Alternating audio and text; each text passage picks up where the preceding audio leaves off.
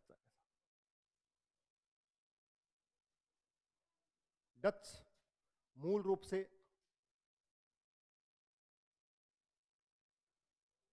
Holland के निवासी, कहां के? आज की तारीख में इसे नीदरलैंड कहा जाता है।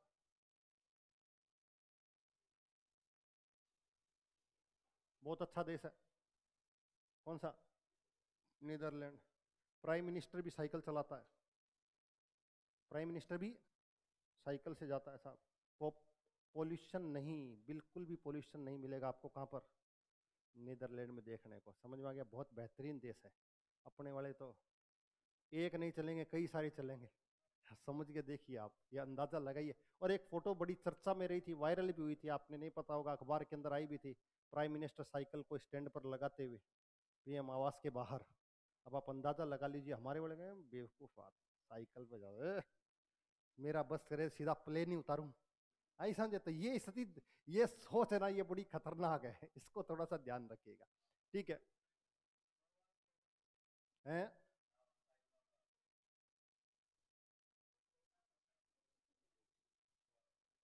इस कंपनी की स्थापना लगभग कब हुई? 1602 में। अंदर दो तीन फैक्ट हैं, पढ़ने हैं बस एग्जाम में, इससे ज्यादा इनको पढ़ने की आवश्यकता नहीं है। घड़ी मत देख, घड़ी से दुखी हो रहा है, पीछे देखकर घड़ी देख रहा है।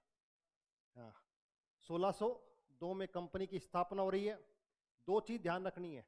अब मैंने कहा कंपनी की स्थापना, तो 1600 ईस्वी में ब्रिटिश कंपनी की स्थापना हो रही है, ईस्ट इंडिया कंपनी की। सारी कंपनियां ईस्ट इंडिया कंपनी है। डच ईस्ट इंडिया कंपनी, पुर्तगाल ईस्ट इंडिया कंपनी, सारी, क्योंकि काम था ईस्ट के देशों के साथ व्यापार करना। कौन से? इसलिए सबका नाम वही है। तो 1602 में इसकी क्या हो रही है? स्थापना। खासियत ध्यान रखिएगा, इसकी स्थापना इंडोनेशिया में हो रही है, ये आपको याद रखना है। इस कंपनी की स्थापना कहां हो रही है? इंडोनेशिया के अंदर हो रही है, इसको ध्यान रखिएगा। दूसरा, भारत में कब आएंगे? 1605 में। कब आ रहे हैं? 1605 के अंदर, ठीक है। और अपनी कंपनी की स्थापना करते हैं, पहली कंपनी मूसलीपट्टम, आंध्र प्रदेश में। आंध्र प्रदेश के तट पर पहली फैक्ट्री। समझ में आ गई? इसको ध्यान रखिएगा। क्यों? क्योंकि अंग्रेजों की भी पहली फैक्ट्री यही है, मूसलीपट्टम में। क्योंकि अंग्रेजों को जब व्यापार की छूट नहीं मिलती तो वो दक्षिण में चले जाते हैं, और वेस्ट की जगह ईस्ट में उनको क्या मिल जाती है? परमिशन मिल जाती है, ईस्ट में वो स्थापना करते हैं। एक चीज ध्यान रखिएगा। अब इन्होंने एक चीज सबसे महत्वपूर्ण करी, जो अब तक कोई भी नहीं कर रहा था। इन्होंने व्यापार के लिए, किसके लिए? व्यापार का मुख्य आधार अब तक मसाले थे। क्या थे? मसालों का। इसने मसालों से चेंज किया, मसालों के साथ साथ कपड़े को। यह ध्यान रखिएगा। वस्त्र को निर्यात का मुख्य आधार बनाया, एक्सपोर्ट का। तो कपड़ा जो आप देख रहे हो, जिसको आप कहते हो कि मैनचेस्टर, भारत का मैनचेस्टर, ये सूती वस्त्र। कौन सा? कानपुर को कभी पढ़ते हो, कभी अहमदाबाद को पढ़ते हो, मुंबई को पढ़ते हो, पानीपत को पढ़ते हो। समझ में आ गई बात है? हाँ, राजस्थान की बात करोगे तो भीलवाड़ा करोगे, ठीक है। भारत की बात करोगे तो अहमदाबाद को करोगे, मुंबई को करोगे, पानीपत को करोगे, कानपुर को करोगे। समझ में आ गई बात? राजस्थान में भीलवाड़ा। तो वस्त्रों के ऊपर, किसके ऊपर? वस्त्रों के ऊपर इनका महत्वपूर्ण काम, ध्यान रखिएगा, पहली चीज। अब इसके अलावा इनकी बहुत महत्वपूर्ण भूमिका कोई रही नहीं। ये लंबे समय तक अपने शासन को स्थापित नहीं कर पाए, और इनकी जंग चलती रही किसके साथ? अंग्रेजों के साथ। और अंग्रेजों के सामने इन्होंने सरेंडर कर दिया, और कहानी इनकी क्या हो गई? खत्म हो गई, ऐसा माना जाता है। तो एक चीज इसमें लिखिएगा, 1759। कौन सी? 1759 एक युद्ध हुआ इतिहास में, जिसे बेदरा का युद्ध कहा जाता है।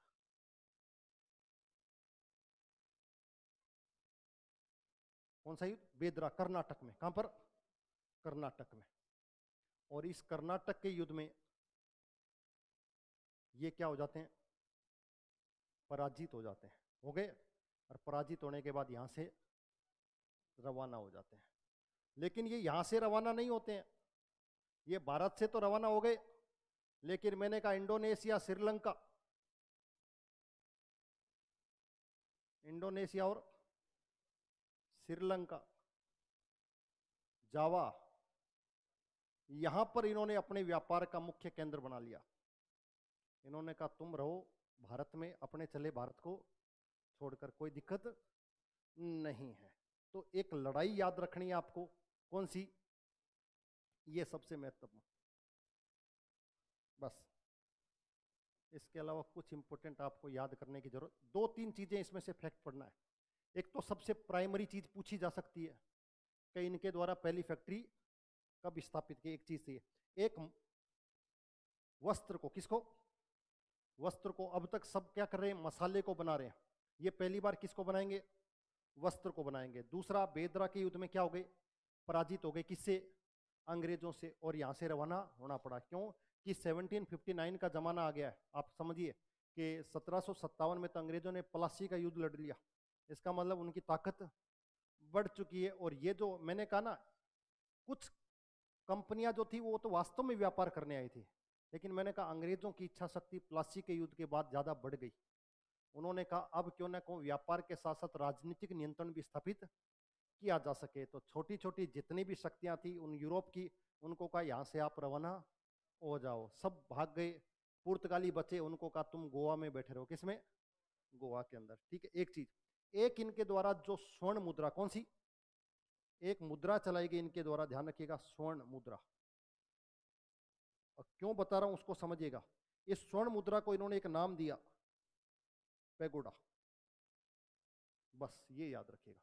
इनके द्वारा गोल्ड कॉइन चलाया गया जिसे नाम क्या दिया? पेगोडा।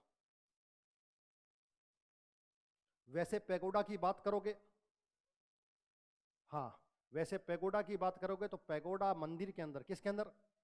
मंदिर के अंदर। अगर आपने भारत के मंदिर पढ़े हो, हाँ, ब्लैक पेगोडा कहां पर? उड़ीसा के अंदर। ब्लैक पेगोडा मंदिर के लिए कहा जाता है। लेकिन क्या होता है कि अंग्रेजों के द्वारा नाम दिया गया, कौन सा? Black pagoda. क्योंकि समुद्र के अंदर से वो जो मंदिर है वो चट्टान के रूप में काले रंग में दिखाई देता था। ठीक है। इस तरीके से सप्त पेगोडा तमिलनाडु में, किसमें? जहां पर आपको 7 रथ मंदिर दिखाई देंगे, उनको सप्त पेगोडा के नाम से जान। तो पेगोडा मंदिर के स्वर्ण मुद्रा के रूप में किसने चलाया? डचों ने। वस्त्र को किसने बनाया? डचों ने। और तीसरी बात कि कौन से युद्ध में डच पराजित हो गए? किससे? आगे समझे। अब आ जाओ, सबसे मेन लड़ाई कौन सी? अंग्रेज, ब्रिटिश।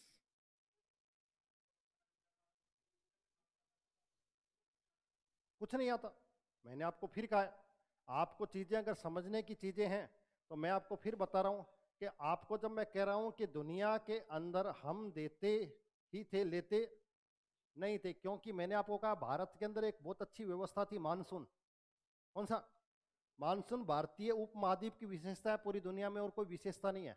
हमारे पास उत्पादन से लेकर, कृषि से लेकर, सिंधु घाटी सभ्यता में सरप्लस थी। आपको पता है जब व्यवस्थाएं कौन सी होगी, सरप्लस होगी, तो वो लेगी या देगी? ठीक है। उत्पादन में तो आज भी ज्यादा है कृषि के उत्पादन में, लेकिन हम खा लेते हैं उतना ही। सबसे बड़ी दिक्कत ये हो रही है हमारे साथ। क्यों?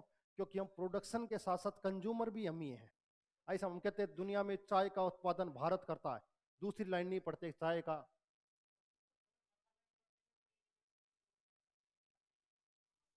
यूरोप में क्या होता था? यूरोप यूरोप में 15वीं 16वीं शताब्दी तक कुछ भी नहीं होता था। उसके बाद उन्होंने औद्योगिक क्रांति कर दी। क्या कर दी? औद्योगिक क्रांति का मतलब वहां पर कोयला आ गया। क्या आ गया? और जब कोयला आ गया तो औद्योगिक क्रांति हो गई, तो वहां पर मशीनरी लग गई। क्या लग गई? और जब मशीनरी लग गई तो भारत से क्या हो गया था? मशीनरी तो थी नहीं, तो यहां से रॉ मटेरियल जाता था। कौन सा? और उस रॉ मटेरियल को मैन्युफैक्चर करके वहां पर तैयार कर दिया जाता था, और उसको भारत के मार्केट में फिर बेच दिया जाता। यानी कि हमारा ही माल हम ही को बेचा जाता था। हमारा माल हम। अब आप सोचिए, रॉ मटेरियल भारत में, जबकि औद्योगिक क्रांति कहां हो गई? इंग्लैंड में हो गई। कहां हो गई? अरे होनी कहां चाहिए थी? जहां रॉ मटेरियल होता है। समझ में आगे बात? चाइना जो है ना, चाइना, चाइना के पास रॉ मटेरियल है। क्या है? इसलिए चाइना के अंदर सबसे ज्यादा मैन्युफैक्चरिंग आपको इकाई देखने को मिलती है। हम भी नई नई खोजें कर रहे हैं, मैन्युफैक्चरिंग के अंदर नए काम कर रहे हैं, टेक्नोलॉजी का तो इस्तेमाल कर रहे हैं। दूसरा, जमीन के अंदर ढूंढ रहे हैं चीजें कि कुछ ऐसे मिनरल्स, कुछ ऐसे धातु, कुछ ऐसी चीजें मिल जाएं जो दुनिया में यूनिक हो या फिर जिन पर हम डिपेंड हैं। अब आप सोचते हो एग्रीकल्चर के अंदर फर्टिलाइजर्स का यूज होता है, तो फर्टिलाइजर सारा बाहर से खरीदते हैं। ये जो किसान भारत के अंदर चिल्लाते रहते हैं ना, इनको पूछो कि आज भारत जो फर्टिलाइजर है वो सारा बाहर से आ रहा है, और किसानों को 100 रुपए की चीज है, किसानों को 20 रुपए में दे रहे हैं। सरकार 80 रुपए खुद झेल रही है सब्सिडी के तौर पर। किसके तौर पर? क्योंकि हमारे पास नहीं है। इसी तरीके से हम तेल, ऑयल जो है वो तो लेते ही हैं, जो खाने वाला है वो भी लेते थे अब तक। गाड़ियों वाला तो लेते ही लेते हैं, खाने वाला भी लेते हैं हम। इसलिए कह रहा हूं मैं आपको कि हम अब तक इसलिए परेशानी में थे कि हमारे पास खुद का उत्पादन कम था, और जब तक दूसरे देश पर रहोगे तब तक आप खड़े नहीं हो सकते। देना सीखो, लेना मत सीखो। जब तक लेते रहोगे तब तक खड़े नहीं हो पाओगे। घर की स्थिति भी यही है। आगे लिखो अंग्रेज, हेडिंग डालो किस पर। इसको आगे पढ़ना नहीं, मैं समझ गया इसकी। कह रहा है भारत को सोने की चिड़िया इसलिए कहते थे, मैं पहले ही बता चुका हूं, क्योंकि भारत में जो कुछ भी आता था, हम जब एक्सपोर्ट करते थे उसके बदले में जो इंपोर्ट होता था वो सोना और चांदी होती थी, गोल्ड। ठीक है, गोल्ड और कॉइन के अलावा देने। आज भी हम दुनिया में सबसे ज्यादा चीन और भारत ही तो दुनिया में खरीदते हैं गोल्ड। आज भी भारत दुनिया में सबसे ज्यादा, चीन और दो ही देश हैं जो सबसे ज्यादा सोना खरीदते हैं। हमारे अंदर, मैंने कहा, सोने की लालसा बहुत जबरदस्त है। इसलिए नोट भी जब छपते हैं तो उनके बराबर का सोना रखा जाता है रिजर्व बैंक में, तब जाकर नोट छापे जाते हैं। बिना सोना रखे नोट छाप लो, पता लग जाएगा। 1000 का नोट लेकर जाओगे, चाय पी के आओगे। क्या पी के आओगे? चाय। उसकी कीमत उतनी ही रहेगी, उसके बराबर की करेंसी। क्यों? क्योंकि जो नोट है वो वास्तविक मुद्रा नहीं है। मैंने आपको बताया था, इस नोट को ले जाओ और फाड़ कर दुकान वाले को दे देना। क्या भाई साहब 1000 ही तो है, नोट जोड़ करके देख लो। ठीक है वो, हाँ, क्योंकि वो सांकेतिक है, सिंबॉलिक है। उस पर रिजर्व बैंक कहता है मैं धारक को 1000 रुपए देने का वचन देता हूं। इसका मतलब वादा कर रहा है। वो कह रहा है 1000 रुपए की भारतीय बाजार में कोई भी चीज खरीद सकता है। इसकी वैल्यू कितनी है? 1000। ये रिजर्व बैंक बता रहा है नहीं उसकी। रिजर्व बैंक खुद गारंटी दे रहा है कि 1000 रुपए का पूरे भारत से आप कहीं से भी कुछ भी खरीद सकते हो। जबकि गोल्ड कॉइन वास्तविक है, उसको आप ले जाओ, गलाओ, बनाओ, स्वरूप बदलो, चेंज करो, वो सोने का सोना ही रहेगा। समझ में आ गई बात? हाँ, नोट इसी ऐसे थोड़ी ना। अब तो मन करे छापता ही रहे पूरे दिन, छाप लो ना, खत्म हो जाओगे। अगर आपके पास जैसे स्थिति आपकी आर्थिक कमजोर हुई तो आप ये सोचो नोट छाप लेंगे, वाह, नोट छाप लो। अब आपको, जब आप इकोनॉमिक्स पढ़ते हो तो एक होती है डिमांड, एक होती है सप्लाई। अब मांग बनी रहेगी, मांग बनी रहेगी तो पूर्ति ठीक है। लेकिन मैंने कहा अब आपको मैंने कल एग्जांपल दिया था, आप घर पे घर वालों से पैसे मंगाओ 5000 रुपए, घर वाले दें 4000 रुपए, आपकी मांग हमेशा बनी रहेगी, व्यवस्था बनी रहेगी, कोई दिक्कत नहीं है। लेकिन आपने मांगे 5000, पिताजी ने दे दिए 10,000, आज खाना नहीं बनेगा, आज बाहर से आएगा। कहां से आएगा? समझना, चीजों को समझिए, ठीक है। और अब ये 10,000 की जगह आपने 5000 मांगे, पिताजी ने 1,00,000 दे दिए। दोस्त, अरे पैसे चाहिए क्या? हाँ दे दे, ले ले, बाद में दे देना, तेरा मन करे। आई समझ में? जैसी अधिकता होगी उसकी मांग कम हो जाएगी। क्या हो जाएगी? मांग। क्योंकि चीजें, मांग बनाए रखने के लिए उसको संतुलित, निश्चित मात्रा में ही उसको जारी किया जाता है। समझ में आ गया? कई बार आपने देखा होगा टमाटर रोड पर फेंक दिए किसान ने, तो साहब अब फेंकेगा ही, जब भाव नहीं है, बाजार को आवश्यकता 100 टमाटर की है, तेरे पास खुद के पास ही 1000 पड़े हैं, तो क्या करेगा? तू कहेगा खरीदो, वो कह रहा भाई साहब जरूरत ही नहीं है, 100 ही टमाटर चाहिए। ऐसा तो वो स्थिति है। उस मांग और इकोनॉमिक्स क्या काम करती है, अर्थव्यवस्था क्या काम करती है, रिजर्व बैंक क्या काम करता है, एक ही तो काम है, इन दोनों को बैलेंस बनाना। बस पूरी चीज इसी में लग जाती है। किसमें? मांग और पूर्ति में, डिमांड और सप्लाई। यही तो इकोनॉमी, एक ही दो ही शब्द हैं, डिमांड और सप्लाई। इसलिए मांग हमेशा बनी रहनी चाहिए, हमेशा जाने की, अच्छी अर्थव्यवस्था के लिए। मांग नहीं होगी तो समाप्त हो जाओगे। आपकी आप अच्छे कंज्यूमर हो, आप लगातार मांग कर रहे हो। इस देश भारत की अर्थव्यवस्था क्यों बढ़ रही है? क्योंकि आपके पास क्या है? डिमांड है। आपका जो मिडिल वर्ग है वो बड़ा जबरदस्त है। उसको जैसे ही 1 लाख रुपए जेब में आते हैं वो तुरंत कहता है बाइक ले लूं, जैसे ही 10 लाख आते हैं कहता है कार ले लूं। समझ ना? वो इन्वेस्टमेंट करता है। क्या करता है? और इन्वेस्टमेंट करेगा तो अर्थव्यवस्था चलेगी। लेकिन वही वाली बात है, अगर आपके 50,000 है आपने बैंक में रख दिए, घर पे रख दिए, तो मार्केट चलेगा ही नहीं। इसलिए कई बार ऐसे होता है कि जब चलता नहीं है तो बाजार से बैंक खुद देता है। 2 व्हीलर लोन दे रहा हूं, ले ले, सस्ते में दे रहा हूं, ले ले, मकान का लोन दे रहा हूं, सस्ते में ले ले, जिससे वो अर्थव्यवस्था का चक्कर चले। वो चलना जरूरी है, नहीं तो काम चलने वाला नहीं है। इसलिए हमेशा डिमांड और सप्लाई चलती रहती है। ठीक है? पढ़ने की इच्छा होती नहीं है, टॉपिक बदल कर बैठ जाओ, क्या टाइम तो हो गया, वो देख, अब देख। यही तो कलाकारी है। आपको एक चीज नहीं पता, मेरी भी कुछ लिमिटेशंस हैं। जो इससे पहले जो सर आपके पास आए थे वो ओनर हैं, वो अगर 50 क्लास की जगह 100 भी ले लें तो कोई समस्या नहीं है। लेकिन मुझे तो कुछ सीमाओं में रहकर क्या करना है? काम करना है। अब हिस्ट्री मुझे इतने में भी पढ़ानी है, हिस्ट्री मुझे उतने में पढ़ानी है, हिस्ट्री मुझे इतने में भी पढ़ानी है, तो उसको थोड़ा सा देखा करो, चर्चा कर लिया करो। कोई आपको मन करे ना, जिस दिन मैं बोलूंगा उस दिन चर्चा करना। हाँ, कहूंगा 12:30 बजे के बाद रुक जाना, आपकी हिम्मत होनी चाहिए, कोई समस्या। उसके बाद तो आपका बैग टंगेगा। क्या टंगेगा? हाँ, कहोगे ठीक है, इसका ध्यान रखिएगा। अंग्रेज तो पहले है ईस्ट इंडिया कंपनी की स्थापना 31 दिसंबर 1600 में।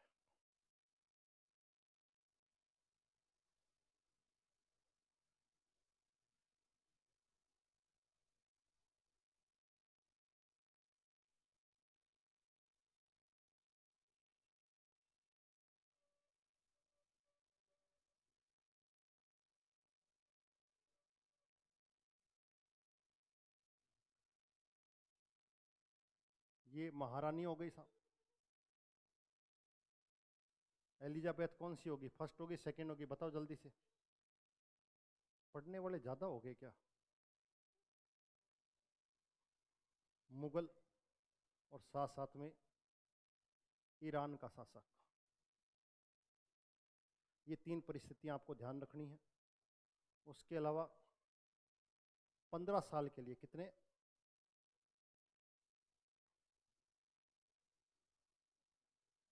व्यापार की अनुमति।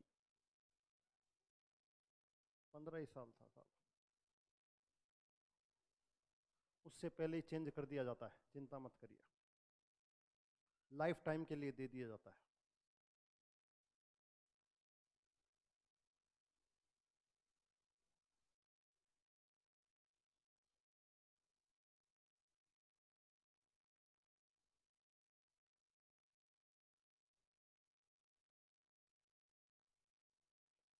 जॉन मिल्टन प्रथम ब्रिटिश यात्री। लेकिन इसका कंपनी से कोई लेना देना, इसलिए इसको नहीं पढ़ते हैं।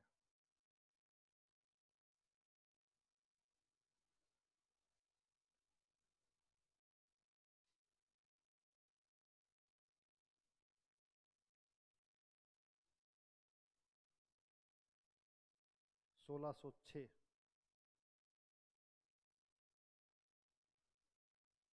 सर हॉकिंस कहाँ भारत में आए? और उस समय दरबार में कौन था? जहांगीर।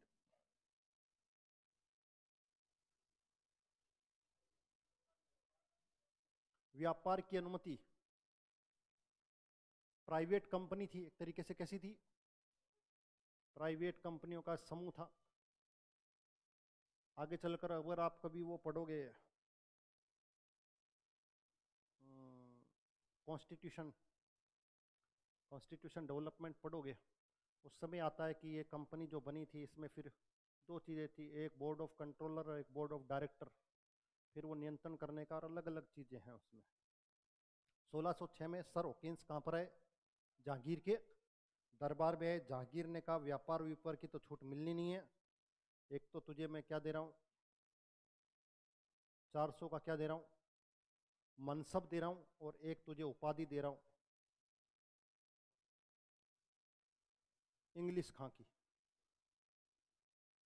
इंग्लिश खां किसको, जहांगीर को, इसको हॉकिंस को, और कहा टाटा बाय बाय।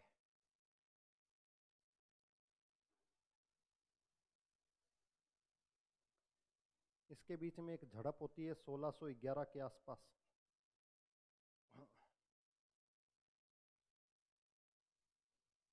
किस किस के बीच में, पुर्तगाली वर्सेज ब्रिटिशर्स के मध्य, और इसमें हार गए कौन, पुर्तगाली पराजित हो गए। हाँ, इंग्लिश खां की उपाधि दे रहा, टाइटल दे रहा, प्रभावित हो जाता है उससे, किससे, हॉकिंस से।